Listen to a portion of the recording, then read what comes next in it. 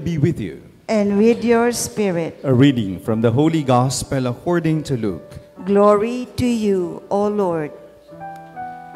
There was a scholar of the law who stood up to test Jesus and said, "Teacher, what must I do to inherit eternal life?" Jesus said to him, "What is written in the law? How do you read it?" He said in reply, "You shall love the Lord your God with all your heart, with all your being, with all your strength, and with all your mind, and your neighbor as yourself."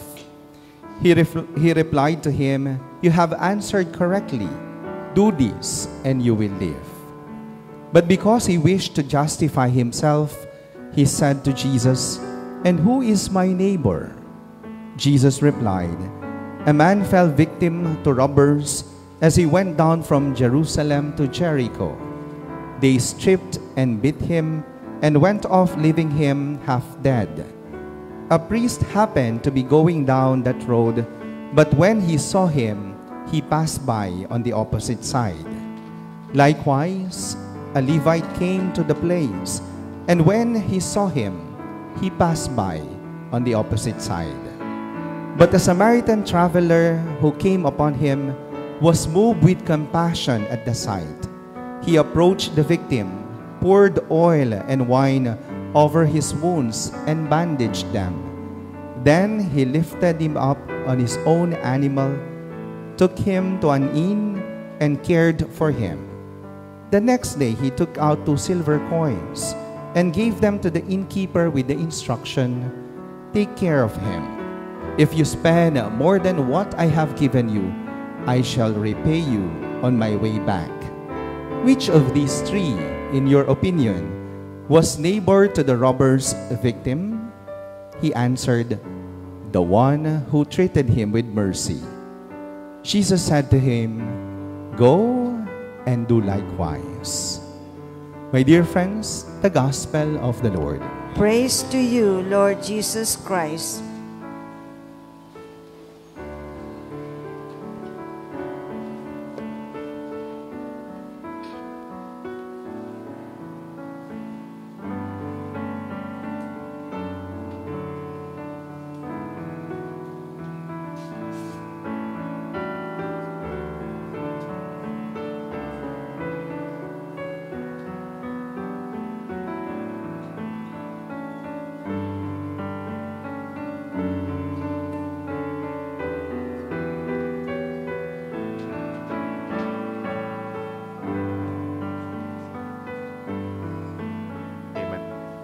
Hidden wounds. How do we recognize hidden wounds? Obvious kung may taong makita mo nasa daan. He was robbed by robbers and is about to die. Half dead. Very obvious. Makikita mo yung mga sugat. External. Bugbog, may black eye, baka sinaksak. It's very obvious. But in today experience, we will not discuss wounds that are external. Teen angst, yung kabataan ngayon, even for the young adults, have turned into a serious pathology from external wounds to internal wounds. Nung bata po tayo, yung panahon natin, yung sugat natin, very obvious. When we were young, the shift of that lifestyle concerns the ill of the young from external harms. Halimbawa, nung bata tayo, yung mga sugat, very obvious. Halimbawa, naglalaro ka, uwi ka, mayroong ka sugat dito. Mayroong ka nadapa kasi. Na? Mabilis lang, yan, yung lagyan ng lunisin, tapos lagyan ng mertylate. No? Panahon natin yon. Tapos, pwede rin problema natin. Pag medyo teenager ka, wala ka pang lisensya, nagmamaneho ka na, ganyan. Uwi ka, yung kotse, may gas-gas yan. Mga issue natin yan. Or nakipag-away ka, umuwi ka, may black eye. O yung may black eye yung kaibigan mo. Or, minsan, when we are younger, mga high school, we were experimenting on alcohol. Tanduay. Mag-inom-inom kayo, parang you are discovering your masculinity. Painom-inom. Physical wounds, nung ako minsan sa bisikleta, natumba po ako. Nabali po itong kamay ko to. Umuwi ako, nakasemento yung kamay ko dito. And these are very, very obvious wounds that we see. The problems today are different. The problems today shifts from the external wounds to internal wounds. Ano yung sinasabi kong internal na sugat? Hindi mo nakikita. Kasi mga bata ngayon, hindi na nasusugatan. Kasi yung laro nila, yung bahay, very safe. Mayroong mga carpet, yan. Mga playground. And mga bata hindi na nakikipaglarong face-to-face eh. Naglalaro na lang sila. Minsan nga, yung kaibigan naming pare, ang taba-taba, mataba yung pumbagyan. Father, kilala po si Father Maymay Ocampo. Taga-Angeles po yun eh. Binibiro namin siya, kulang daw siya ng sports. Dumating po siya, naka-shorts ng pang-basketball. Pero, tapos mag-basketball ka, halika, hindi mo kayo cellphone, mag-basketball yung mga cellphone. And hindi ka na magpapawisan doon, di ba? Wala ka makakalaro. And the shift today is internal. What do I mean? Makikita mo yung bata kung meron siyang anxiety, o meron siyang kinakatakutan, or malungkot siya sa nangyari sa kanya, binubuli siya sa school, dahil natatakot, hindi niya gusto sabihin sa inyo. Tinatago yan. Sense of hopelessness, or sleeplessness, di ba? Meron ganyan. Sabi nga nung isang sleep. Meron palang sleep scientist, no? Yung panahon daw natin ngayon is the most sleep-deprived generation. Kasi sa panahon natin ngayon, yung gabi, ginagawa nating araw. Kaya nga madilim ang gabi, para matulog. Ngayon, ginagawa nating maliwanag yung gabi. Tapos hindi naintindihan ng matatanda. Kasi nung bata tayo, pag nagkape ka, para magising ka, umaga. Kape, para gigising. Ngayon, after dinner, coffee. Ngayon, alam yung patutut. And other than that, the 24-hour accessibility for whatever you have access for your cell phone, your internet favorites, your games. Sometimes this leads to a lot of depression and even suicidal thoughts. They have less interaction with persons but more on devices. Napansin po ninyo ito? Hindi po ito nakikita. Minsan kaharap mo yung bata, mukhang normal. Pero sa utak niya pala, gusto niyang umalis na sa eskwelahan. Gusto niyang iwanan yung bahay. Gusto niyang mag-suicide kuminsan. Si Father Mandy, trabaho niya sa isang school nila, sa college sa Sorsogon. Guidance counselor po si Father, no? Para makapasok yung mga bata doon, talagang he invite them to show their... Minsan may mga bata daw, mayroon silang, bandage, so mayroon silang, yung parang wristband. Ngayon pala, mayroon na mga wounds na nakatago. My dear friends, today we are facing a call for a stronger side of the Good Samaritan. Baka hindi tayo makakita ng taong binugbog sa daan ngayon eh. O, kung may na-aksidente, mayroong mga tumutulong na emergency 24 hours sa rescue team. Pero kailangan natin ngayon yung mga batang may mga sugat sa kalooban. Yung sugat sa labas, alam natin, yung first aid, alam natin. Eh kung yung depression, do you know the first aid for depression? Do you know the first aid for hopelessness? Or some kind of a sense of loneliness? They isolate themselves. Ayaw makisabay. Ayaw sumama sa simbahan. Ayaw lumabas sa bahay. These are telltales that tells us there's something wrong with my daughter, with my son, or with my cousin. Ayaw sumama. leaving behind the beginning where ordinary people like us, hindi naman tayo doktor, but we care for them. I don't think that the Good Samaritan is a doctor or a professional in terms of medical intervention. But whatever is available, meron siyang wine, he poured into the wound oil, meron siyang bandage, meron siyang donkey, dinala sa amin. Whatever he had, he's also busy. Kung busy yung dalawa, yung priest and Levite, siya rin. He must be a businessman sa tingin ko. That he was traveling to Jerusalem.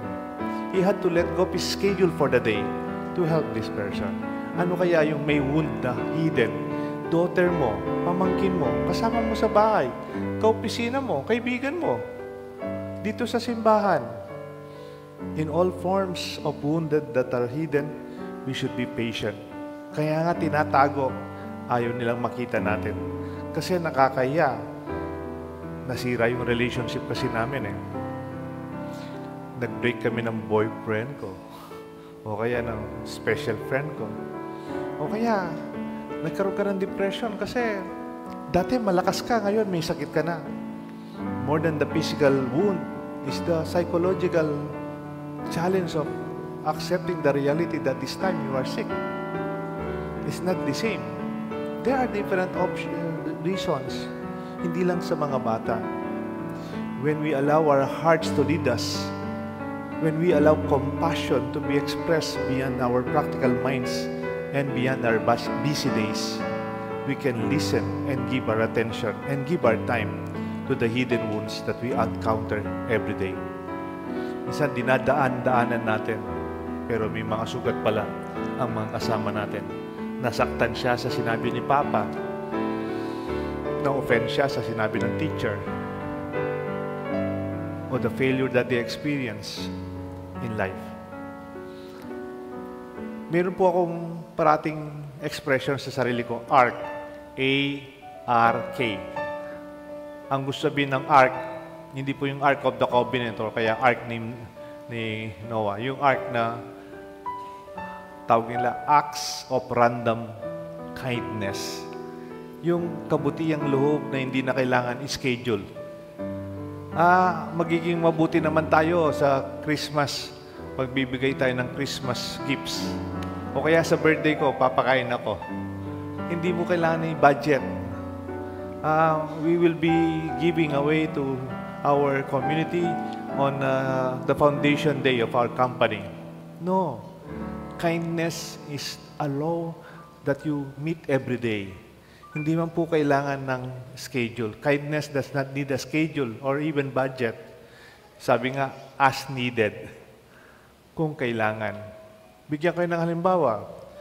Pag lumalabas tayo dito sa parokya, haba ng traffic palabas, pwede tayong bumusina, mawalan ng patience. Kindness. Katatapos ng misa, we can also wait and listen. We can wait. Pwede naman kumuha po tayo ng sticker. I will help you. And in a way, we see that random kindness is something that is in our pocket every day. Hindi na kailangan i-schedule nga, sabi nga. Sabi nga ng mga kailangan ng radio station, hindi na kailangan i-memorize yan. Whoever we are, we can choose to get off of our donkey, to trade places with the hurting and lavish care on those, the busy world that overlooks. Sa ating pag-abisi, dinadaanan natin ang mga nangangailangan. Today, we live in a world that rewards self-promotion and independence. You have to look on yourself. Kailangan you help yourself. Ganyan ngayon, self-help. But there are times we cannot do it on our own. Especially for the young, na hindi ba establish yung kanilang self-confidence or self-identity. They're going through the process of knowing their real calling. Because if we do not lead up to them, it will lead to isolation, loneliness. Sabi nga nung sa expression, loneliness kills. Nakakamatay po yung kalungkutan. Hindi lang minsanan, you will drift into unhealthy habits, you will drift into isolation, and so it will lead to your damage. Healing invisible wounds. When our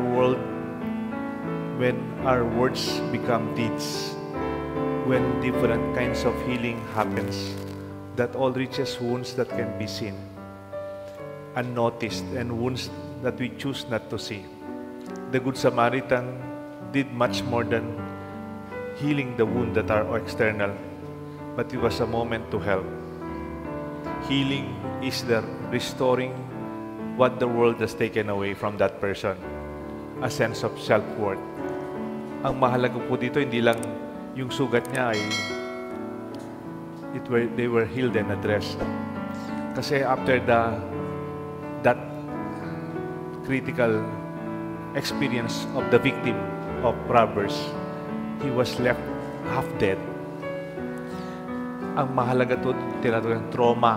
Yung trauma, pwedeng yung wounds niya, okay na, no? Okay na yung wounds na. Pero yung trauma, ayaw niya nang lumabas, natakot siya. Those are the hidden wounds that I'm telling you. The Samaritan did not only tend the physical wounds, but the deeper wounds of the sense of victimhood. Parang biktima siya sa buhay niya. And when we reach out to this, that you are not a victim, you are a victor. You can do something. The action told the wounded man, you matter. You are worth the care. And you are not alone. Kasama ka. May kaantabay ka. So many people today are bruised not only in body but in spirit. They feel invisible. Di sila napapansin. They are unloved or not worthy of love. They are emotionally, socially, and even mentally in crisis. Like the Samaritan, we are too called to bind up not only the physical wounds, but the hidden wounds of shame, depression, defeat, and isolation. We heal when we remind others that they are seen, they are valued, and they are loved. Baka sa pader, wala naman kami ganyang problema. Pansin lang ninyo, yung anak nyong ayaw sumama sa inyo. Yung anak nyong nagkukulong na lang, o mga kaibigan yung ayaw niyang humarap, dati kasama natin, invite them. That is a way to heal them. That is a way to reintegrate them in our community. Alam niyo po, meron isang foundation, kasama po ako. Ang pangalan ng foundation, Care for the Young Minds. Ito pong foundation na to, it is established primarily for young people who are psychologically, emotionally, even mentally challenged. They are unnoticed wounds, the hidden crisis within our own homes. Minsan, pamangkin mo, anak mo. They are going through their own puberty transition. Hindi niya alam kung lalaki siya o babae siya, lalaki, ano gusto niya sa buhay niya. The community, the school, in our community, in our church, there are emotional and mental challenges that need to be listened to. Pakinggan lang na ho natin. Huwag muna natin silang advice. Huwag muna silang pagalitan. O yan, ingaman mong ko eh. No. Listen to them. Give time to listen to them. Be patient. They have their wounds that we cannot even reach and even touch. Let them know they matter. We love them. To rediscover their self-worth. And we have to accompany them. Alam niyo po, sa Japan, in Japan, meron po isang Japanese experience of crisis. Ang pangalan po, tawag nila Hikikomori. Can you repeat that? Hikikomori. Nagkamali ako kanina. Nilagay ko, Hikikomori. Restaurant pala yun. Dito, Hikikomori. Anyway, Hikikomori is a Japanese social problem among the young today. Because sa Japan, is a very demanding society. Very disciplined when they are young. Very disciplined in their studies, in their work, and individual performance. Kaya marami sa mga bata, they are discouraged. Pwedeng napahiya sa school, pwedeng tinayon down siya ng kanyang kaibigan, o pwedeng binuli sa school. Alam pong nangyayari, o kaya napagalitan sa parents, they isolate themselves. Hindi lang, di ba, nung tayong bata, pag nasaktan ka, magtatampo ka, magkukulong ka. Okay lang po yun. Ako, ginawa ko yun eh. Pero pag gutom ka na, lalabas ka na. Mamangal ka na kay refrigerator. Pag medyo okay na, after a day or two, labas ka na. Pero that is an extended isolation. Months and even years. This phenomenon is linked to the societal pressure of bullying and rejection. Sa mga Japanese pa naman daw, very secretive sila. They do not open their problems to the community. And they will sustain the world. Yung anak nila, pinapakain sa bahay, hindi lumalabas. Ang mahirap doon, pag gusto nilang lumabas, after some years or some months, the reintegration takes a lot of time. For them to be healed, to accept the reality, is also difficult. Minsan kailangan nila yung vitamin A, acceptance. Acceptance of a reality. Yun, dan po mahalaga yung mga mama, papa, kuya, kapatid, kaibigan.